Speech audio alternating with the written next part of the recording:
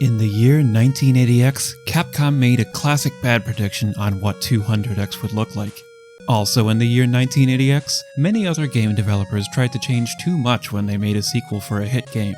Fortunately, Capcom made the right call for their sequel, and despite carrying a bad prediction about the future, Mega Man 2 was an even bigger hit than the original Mega Man.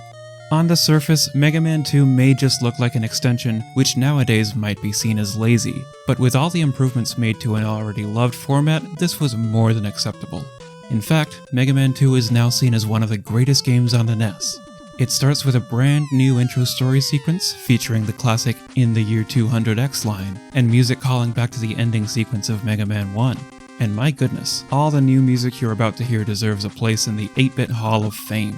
Now, if you're playing the Western release Mega Man 2, you'll notice a difficulty select before you can get into the game, between normal and difficult. The Japanese release Rockman 2 doesn't have the selection, so it must be an upgrade, right? Well, kind of. I think the game is better for having normal mode. You heard that right though, normal mode is the addition. Difficult mode was the default for the original Japanese release. It may be slightly rude that they felt the need to make an easier option, but normal mode is still very enjoyable. Perhaps slightly more enjoyable.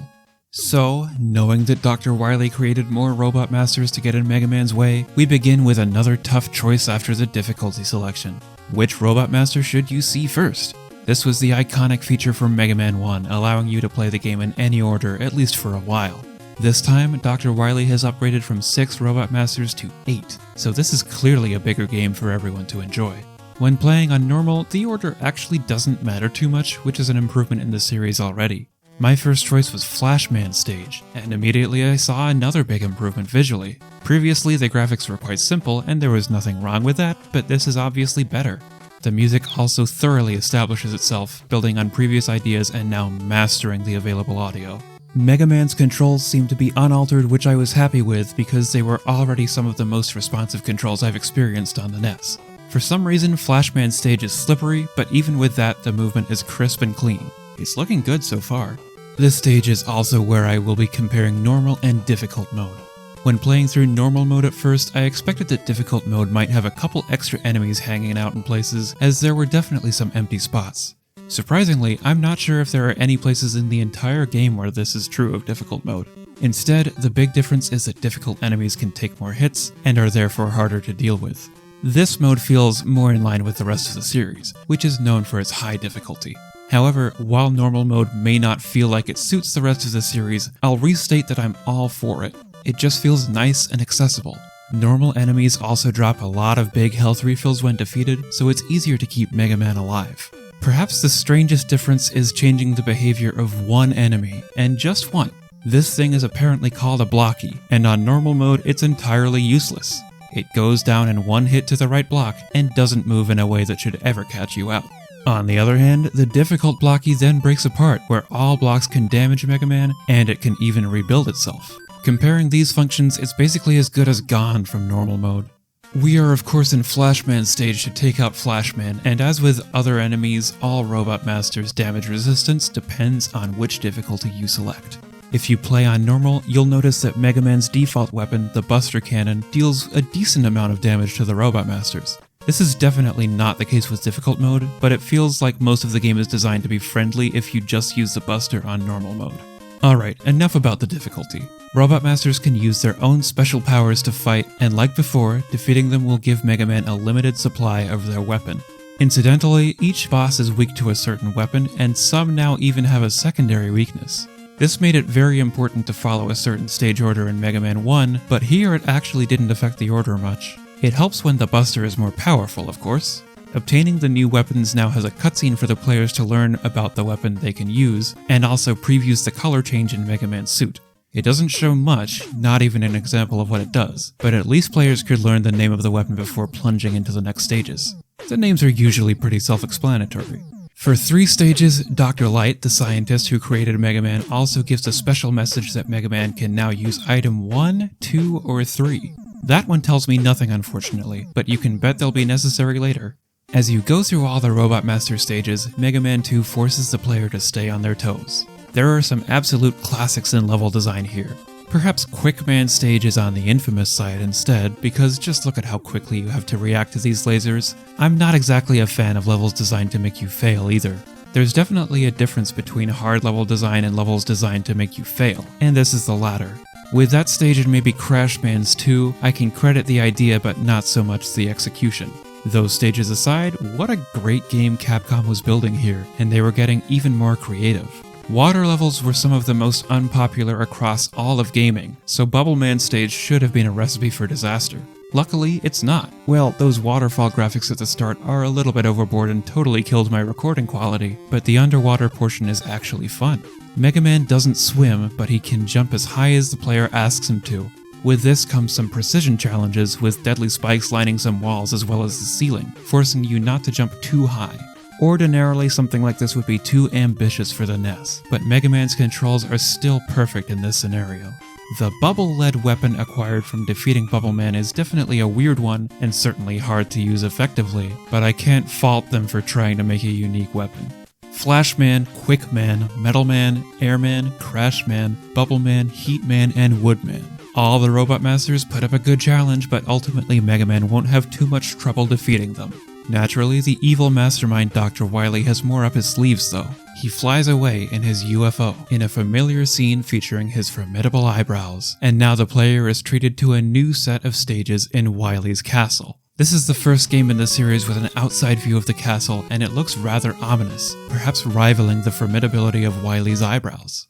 The castle stages are a step up in difficulty as expected, and the first two feature the most iconic song in the series, pushing the player along but also keeping the intensity up. I was pleased to see that the first stage was harder but still fair, making another improvement from the first game in the series. You'll also be required to use the mysterious numbered items in these stages, which will form small platforms in the air. The three options all function differently, so maybe it would be better to familiarize yourself with each one before they're needed.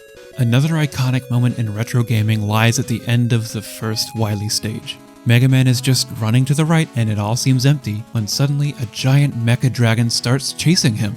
Now, unfortunately, at this point I need to warn you that there will be major flashing lights at several points in the remainder of the review.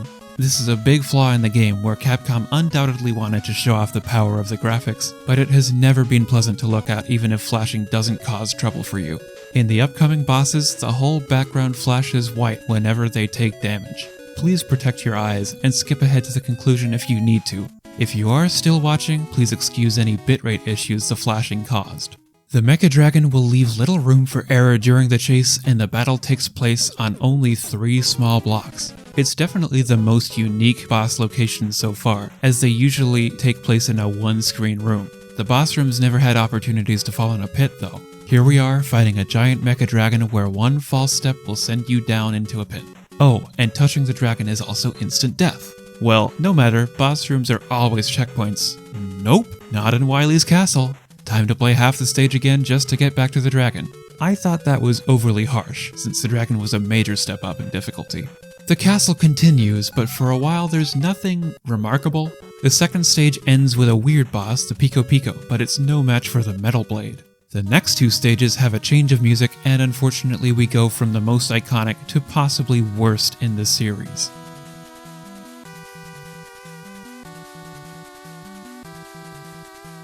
Now let's talk about the 4th stage in the castle. It's all ramping up for the end of the game, but I was not happy with how it was done. Fake floors? Yay! But the bubble lead can actually be useful here since it rolls across the floor, indicating where the gaps are. And then several rooms of riding a platform on a track. I noticed a bad coding flaw here too. Since you often enter these last rooms from above, you'll often be on a ladder above some instantly killing spikes as you wait for the platform. Apparently, if you open the menu to choose a weapon or item, Mega Man forgets he was holding on to a ladder. Fake floors and nearly fake ladders, now how can we end this level? Probably my least favorite part of either Mega Man game so far, the Boo Beam Trap. It's just pure pain. You need crash bombs to take out each part, and you really can't afford to misfire. You also can't afford to have anything less than full health going into it. I was stuck here until I learned that using the leaf shield could manipulate the crash bomb's explosion to be bigger and more effective, and I had plenty of time to find something good about this boss. I didn't find anything. After 4 Wily stages, this time the game still continues, but we're very near the end. In the next stage, Mega Man must fight all of the Robot Masters again in succession. It sounds tough, but at least on normal, it's actually not bad at all, especially since they all drop a big health refill after being defeated. Metal Man is curiously weak to his own weapon, and as long as you have enough of that metal blade left, the stage shouldn't be too challenging. Thankfully, the metal blade's ammo depletes very slowly, and it'll be very useful for the bosses after the Robot Masters. Yeah, that wasn't all. Now there are 2 different phases of the Wily machine, but while neither form is technically weak to the metal blade, metal is much easier to successfully use. The last stage is a spooky one, with no music and no enemies, just dripping acid? Blood that somehow hurts? It almost feels like it's in the wrong game, but the final boss is right outside this cave. Stars shine and Wily jumps out of his UFO to transform into a hideous alien. The metal blade won't save you here because instead you need bubbles. It may not be the hardest fight, but it's a fitting finale. If you can get enough bubbles to hit the alien, Wily's computers will shut down, revealing that the alien was just a hologram and a disco ball was used to make the stars on a projection. Wily loses again. Like with Mega Man 1, Mega Man 2 doesn't end as strongly as it starts, but it's definitely better the whole way through. I'm happy that it's a similar game just extending and improving everything, which was surprisingly rare in the NES era. It's like developers feared making a game that was too similar, even though players just wanted more of the same. Capcom took the risk of staying the same, and they made some of the necessary improvements. Therefore, my final score for Mega Man 2 will be 8.3 out of 10. With normal mode available, I would recommend this game to anyone who enjoys platformers. The controls are excellent. If you're better than I am, definitely try difficult mode too. At the very least, you should be able to enjoy the Robot Master stages. You can play it easily as part of the Mega Man Anniversary Collection or Mega Man Legacy Collection, but sadly the Virtual Console is no longer available where I originally bought it years ago. Tell me, did you agree with the points I've made? What rating would you give Mega Man 2 for the NES, initially released in 1988? On your way to the comments, I hope you consider liking and subscribing. These YouTube stats don't lie, I can see that most review viewers aren't subscribed. As ever, thank you for watching, and please continue to be your own unique self. Said this game may contain flashing lights, didn't say it could contain flashing men. Ah! They throw carrots! Oh man.